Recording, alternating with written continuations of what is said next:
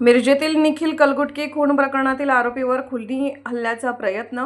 पोलिसांच्या तत्परतेमुळे अनर्थ टळला. एक संशयित ताब्यात. रिव्हॉल्व्हर आणि कोयता जप्त. 3 आरोपी फरार.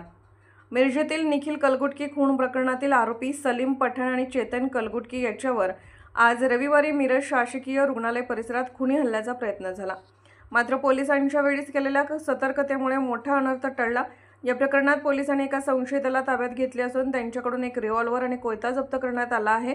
हल्ल्यात सहभागी असलेले अन्य तीन संशयित मात्र घटनास्थळावरून पसार झाले आहेत.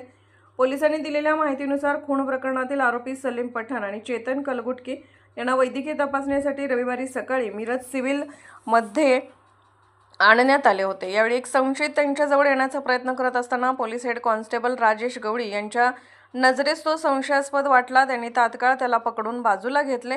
त्याचवेळी इतर 3 संशयित घटनास्थळावरून पळून गेले. यावेळी पोलिसांनी संशयिताकडून रिव्हॉल्व्हर आणि कोयता जप्त केला. प्राथमिक तपासानुसार हल्लेखोरांचा डाव सलीम पठाण आणि चेतन कलघुटकीवर एकामागोमाग एक हल्ला करण्याचा होता. मात्र पोलिसांच्या सतर्कतेमुळे हा कट फसला. घटनेनंतर मिरज परिसरात मोठा पोलीस बंदोबस्त वाढवण्यात आला असून पोलीस उपअधीक्षक प्रणिल गिल्डा, पोलीस निरीक्षक किरण चौगले व सहाय्यक निरीक्षक संदीप शिंदे यांनी घटनास्थळी भेट दिली.